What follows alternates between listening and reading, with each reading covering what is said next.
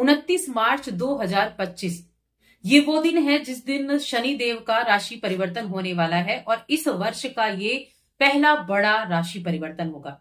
इसका प्रभाव धनु राशि के लोगों पर किस तरह से देखने को मिलेगा, चलिए विस्तार से जानते हैं। जय माता दी दोस्तों, आप सभी का स्वागत है हमारे YouTube चैनल अमृता एस्ट्रो में। और इस वीडियो में मैं बात कर रही हूं शनि के होने वाले गोचर के प्रभाव के बारे में। देखिए, शनिदेव को जब हम देखते हैं तो शनि देव के नाम से अक्सर लोग डर जाते हैं। शनिदेव को हमारे नव ग्रहों में शनि को न्यायाधीश, कर्म फल दाता की उपाधि दी गई है। और अगर हम देखें तो हमारे जीवन का एक बहुत बड़ा हिस्सा शनि के ही उसमें चला जाता है। शनि की 7.5 आ जाए तो 7.5 साल, शनि की ढैया आ जाए तो शनि के 2.5 साल, और शनि की महादशा आए तो 19 साल, यानी कि बहुत एक बड़ा टाइम पीरियड हमारा शनि ले लेते हैं।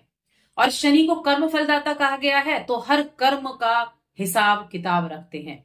देखिए, शनि से अगर आप डरते हैं या नहीं भी डरते हैं तो मैं आपको बता दूं, शनि ना तो अच्छे हैं ना शनि बुरे हैं, क्योंकि शनि का एक ही काम है, ना कोई भाग्य है ना कोई किस्मत है, जो है वो कर्म है। तू कर्म कर फल की चिंता मत कर, यानी कि तेरे कर्मों के अनुसार ही मैं तुझे रिजल्ट दूंगा। तो इसीलिए शनि इतना डिले करते हैं चीजों में, इतने देर से अपने रिजल्ट देते हैं और जी तोड़ मेहनत कराते हैं जब शनि एक्टिव होते हैं।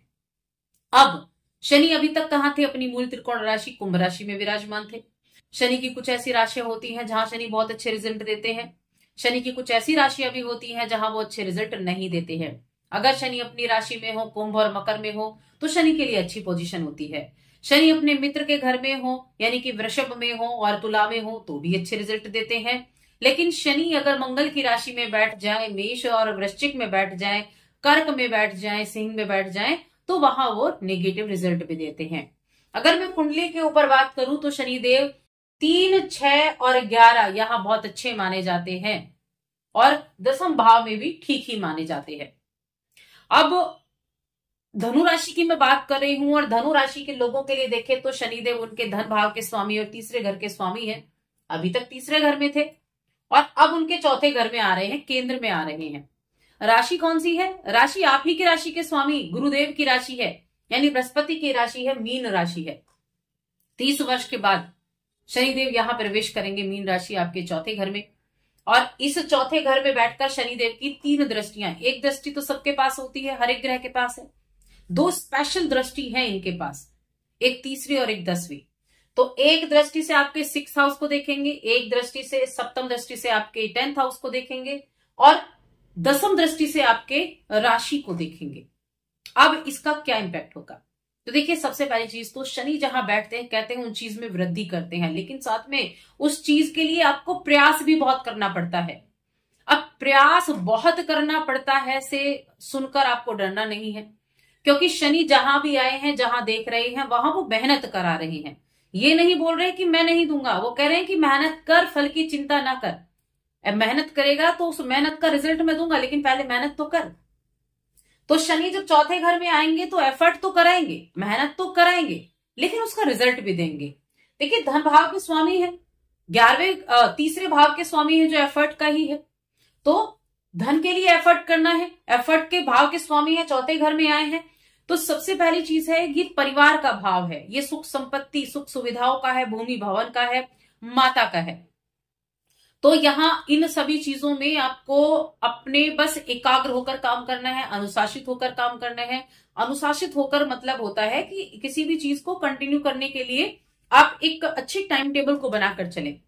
ऐसा नहीं आज आपने कुछ और किया, कल आपने कुछ और किया। एक अनुशासन में रहकर काम करना, ये शनिदेव को पसंद है। तो हार्डवर्क तो आप करेंगे, मेहनत तो आप करेंगे। भूमि भवन खरीदना चाहते हैं, उसके लिए हो सकता है भाग दौड़ ज्यादा करनी पड़ जाए, लेकिन मिलेगी। आपको कोई वाहन खरीदना है, कोई इन्वेस्टमेंट करना है, हो सकता है उसमें आपको बहुत देरी लग जाए अपनी पसंद का ढूंढने में, या आप लोन ही क्यों ना लेना चाह रहे थे, बहुत टाइम लग जाए, लेकिन मिलेगा। थोड़ा एफर्ट ज्यादा करने पड़ेंगे। अब इनकी जो दृष्टि है वो छठे घर पर जा रही है। देखिए, छठा घर में शनिदेव बहुत अच्छे रिजल्ट देते हैं। अगर आप अपनी जन्म पत्रिका में देखें, छठे घर में शनि है तो अच्छे होते हैं। और छठे घर में शनि, छठे पर दृष्टि जा रही है तो क्या होगा? हेल्थ को इंप्रूवमेंट करेंगे। हेल्थ अगर आपकी खराब है तो वहां आपको राहत मिलेगी। आपके शत्रु हैं, उन शत्रुओं पर आप भारी पड़ेंगे। क्योंकि छठा घर को हम रोग रिपु ऋण का घर कहते हैं।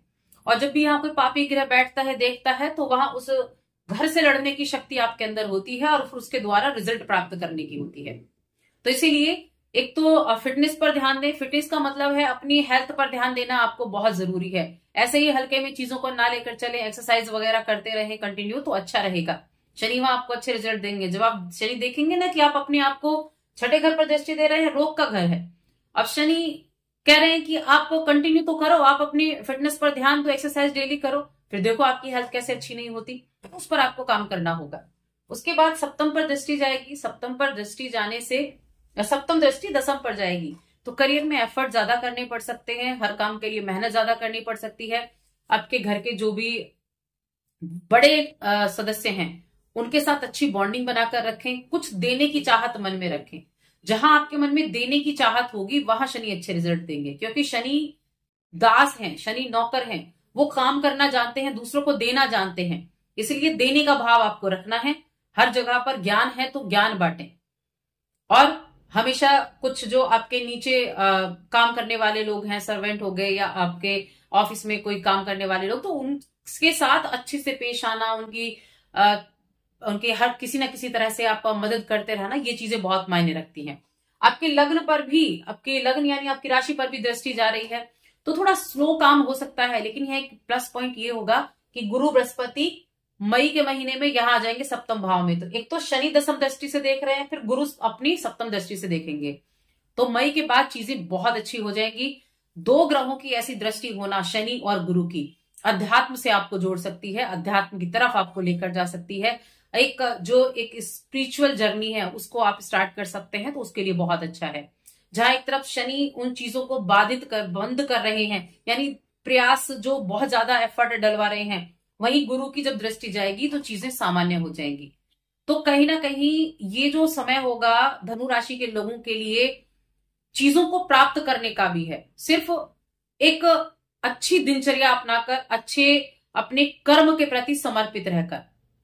शनि किसी भी चीज को डिनाई नहीं करते, डिले करते हैं, डिनाई नहीं करते, देने के लिए आए हैं, एफर्ट करवाएंगे। लेकिन तो आपको सिर्फ अपने काम पर फोकस रखना है, ये देखना है कि आपको काम करना है, ये नहीं देखना कि उसका फल आपको क्या मिलेगा, और तब आपको उसका फल भी अच्छा मिलेगा। तो इन चीजों को थोड़ा सा ध्यान रखना है, अपनी फिटनेस का ध्यान रखना है, बाकी चीजें अच्छी रहेंगी। उपाय आप कर सकते हैं। उपाय क्या कर सकते हैं? तो उपाय के तौर पर एक तो आप हनुमान चालीसा का पाठ कर सकते हैं, या फिर आप भगवान शिव की आराधना कर सकते हैं। इसके अलावा आप शनिवार के दिन कुछ ना कुछ दान पुण्य करते रहें। ये भी नहीं तो मजदूर जो आप कहीं देखते हैं उनको कुछ खाने पीने की चीज दे दें, जो असहाय हैं लोग उनके लिए कुछ ना कुछ आप कर दें, कुछ विकलांग है, कुछ दिव्यांग हैं उनके लिए कुछ कर दें, जो वृद्ध हैं कुछ कर नहीं सकते उनके लिए कुछ कर दें। ऐसा नहीं, हमेशा समय समय पर। तो शनि के बहुत अच्छे रिजल्ट आपको देखने को मिलते हैं। तो बस आज की इस वीडियो में इतना ही। वीडियो कैसी लगी कमेंट करके बताएं। चैनल पर पहली बार आए तो सब्सक्राइब करके जाएं। जय माता दी।